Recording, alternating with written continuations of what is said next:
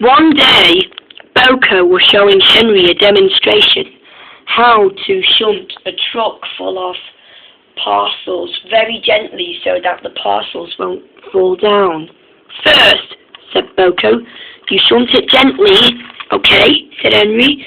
And, said Boko, nothing happens and they don't fall. That is why you have to do them, said Boko, before they fall down. Good demonstration, said Henry. But just then the Fat Controller arrived and said, Boko and Henry, we have a new brake van on the docks.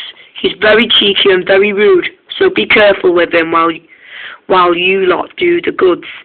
We will, they said, and they were ready. They arrived. They were there, and the crane was lifting the new brake van.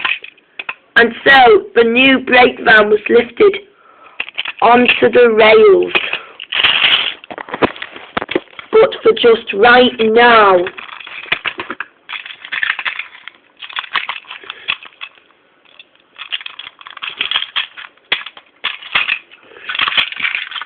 And there he was. And there he was, the brake van, who is now honoured to go to the railway. I bet you steam weasels are scrap iron. No, we're not, said Henry. Oh yes, brake vans are better. Then the Fat Controller said enough. Enough now, he said. Henry, take him to the goods train. And Boko, you will have your rest. Thank you, said Boko. Then Boko went back to the shed. He was really excited. Do I have to, said Henry. Yes, please, said the Fat Controller. Then he walked away while Henry is going to be taking the new brake van to the new goods train. You are stinky, said the van. Oh no, I'm not, said Henry. Oh yes, you are, he said. And with that goes the goods train. And the new brake van was coupled to it and was at last ready. All right, said Henry. No, all right. Be quiet, you stinky idiot, said the brake van. That is rude attitude, you know, said Henry. I will not be treated like this. Yes, you will, said the brake van. No, I won't, said Henry. And with that, he was coupled to the goods. The guard was ready, and then Henry puffed away. Bump him off the rails, said the new brake van to the trucks. We will. And with that,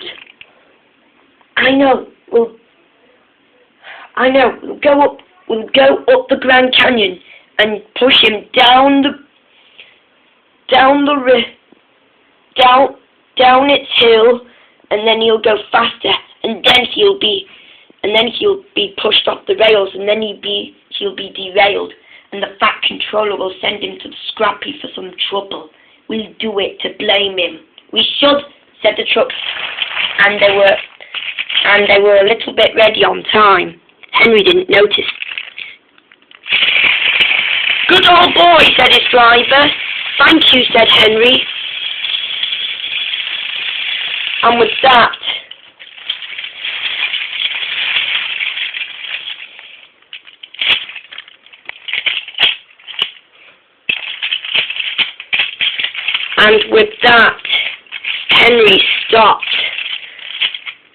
Henry stopped at the other side of its tunnel while he was ready to get out on time.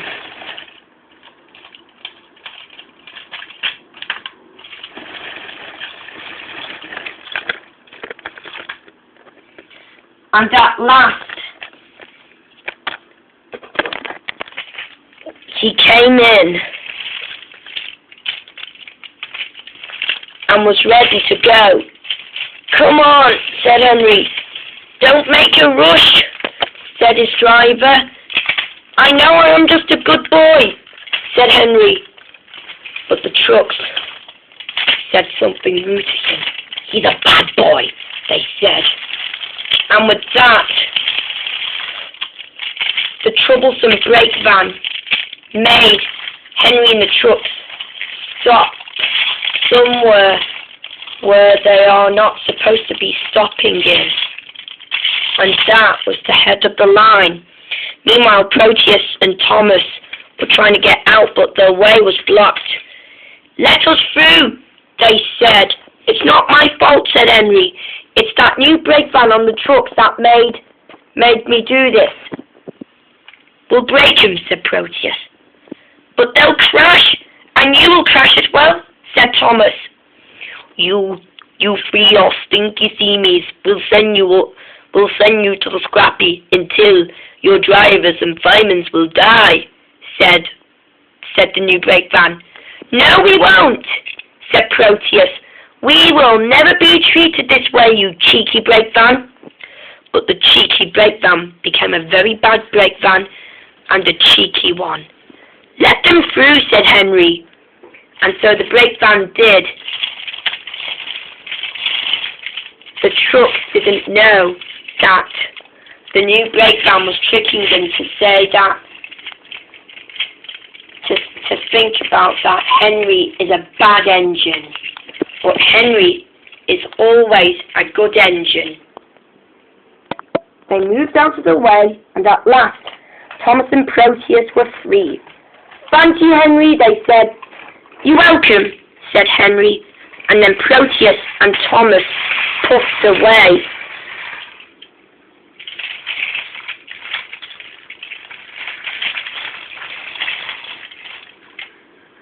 And then Thomas and Proteus puffed away.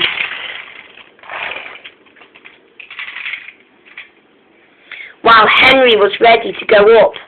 "Get ready," said his driver, "but be careful. That's when they're going to start their troublesome nonsense."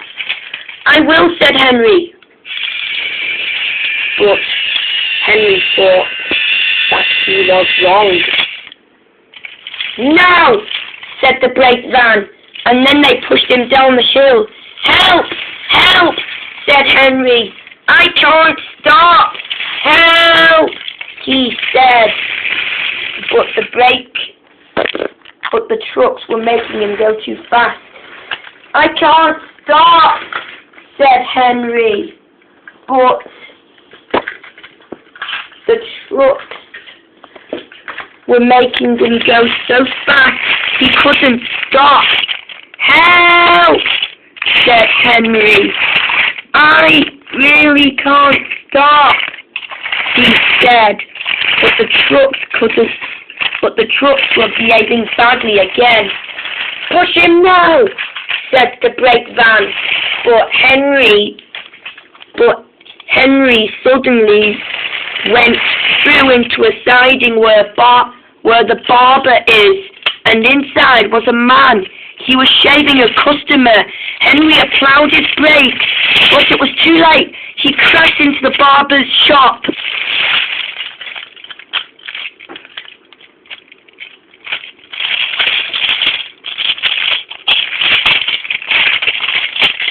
And the mess was all everywhere, and Henry was inside. The naughty trucks have knocked their guard off the troublesome brake van and left him far behind. Later, all the workmen came to clean up the mess.